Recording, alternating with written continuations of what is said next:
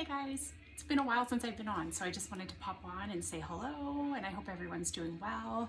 I was thinking this morning a bit, it was my first workout or my first time strength training this week, so lifting up weights this week, and I've been focusing more on doing the inner strength training the past couple weeks with the energy levels being all over the place. So I feel like I've accomplished a lot just by doing that, listening to my body and honoring what it has needed. So I focused more on the things that heal me, like getting some sunlight. So it's been a beautiful week, so I've just been getting some sun, sitting by the water, listening to the waves. That was really beneficial, and stretching. So moving the energy around my body is really important. So stretching not only for, warming up the muscles and lengthening the muscles after a workout, stretching to carry information throughout our body, moving the energy around, because when the energy gets stuck in certain places, it obviously can't move freely. So by doing that, we can really help that, energy circulate around our bodies. So that's been really beneficial. And yeah, just really kind of honing in on the tools that I have inside me, and it made me want to remind all of you guys that you don't need to go and past your reach to do the inner work. You don't need to go to a retreat in Peru for a week just to gain some insight and learn some tools about yourself. You don't have to do all those things. It's all right here. So don't ever think that you're not making a difference. Even just checking in with yourself every morning before you start your day, so then you're encountering others as you and not as the disagreement that maybe you had with your partner the night before or your kids. You're showing up every day with your heart, and that's really important, and it makes a big difference, and I was thinking about thoughts and beliefs too. We carry around these thoughts and beliefs for so long, and I just want you to think that maybe that thought or that belief isn't actually yours to begin with. Likely it was passed down from generations or from ancestors, and then we're passing it on to future generations as well. So just by changing one thought or one belief, you're breaking a cycle within yourself, but also for generations following as well. So that's huge. So don't think for a second that one change of thought or belief isn't huge. It's massive. There's a massive ripple effect. So you should be so proud of yourself, even by just taking more of an observing standpoint. So when these thoughts come into your head, and they do so many times a day, they come into your head. So instead of feeling into that thought and letting it become you, what if you just observed it? Change that wording around. It's huge. Okay, so can you imagine carrying something so heavy for so long, and that's just not even yours? So anyway, something to think about.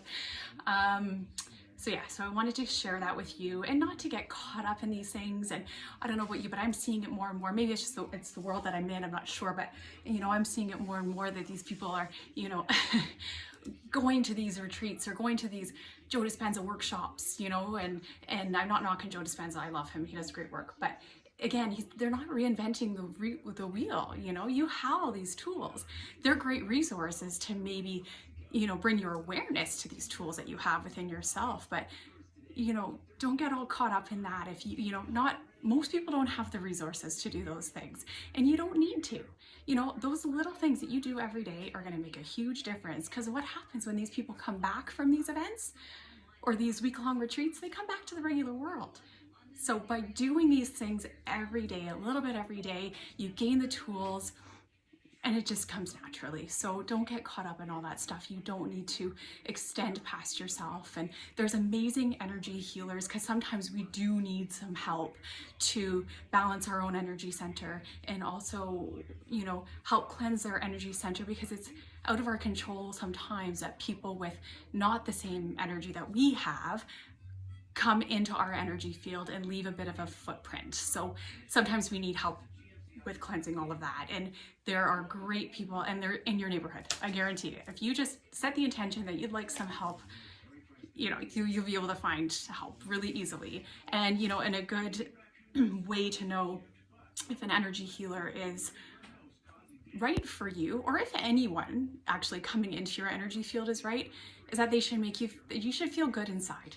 Okay, and that goes for anything. Just if you feel good inside, then that's a good sign that it's a good match. So, so anyways, just little tips. You have the tools inside, and don't go thinking for a second that that you can't make a difference in this world, because you can. It all just starts in here, So, if you have any questions or just want to reach out, just let me know. If you just want somebody to talk to, I'm here. It's a crazy time for all of us, but we have a lot more in common with each other than I think we realize sometimes. We're all put on this planet for a reason. We all have a reason. We're all very significant, and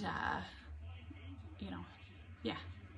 As cheesy as it is to say, we actually are all in this together. We are all one. And if we work together a little bit more and, come, from a place of understanding, when somebody comes at you with maybe just really strong reactions, instead of taking it personally, just think about where they're coming from. Okay. Over time, these thoughts and beliefs that we carry, they kind of help shape our personality.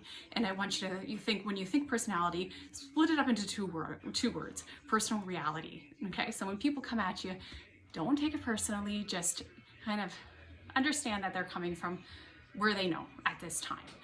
Not to excuse any, bad behavior, because we are all responsible for our own reactions, but that might help to kind of keep your vibration high. So that's really important.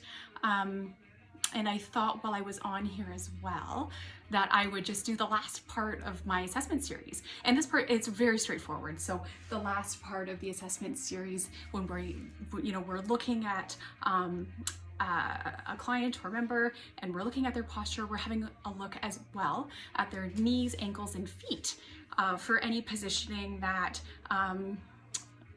maybe like the knees are turning in a little bit or turning out, and the same goes for the ankles or feet, because it might help spark the question of, was there a past injury? Maybe they forgot to write it down. It was like a soccer injury like years ago and they just forgot to write it down. So it's important to know before we start putting load or weight on those joints, in case there's any instability. It's just really important for us to know.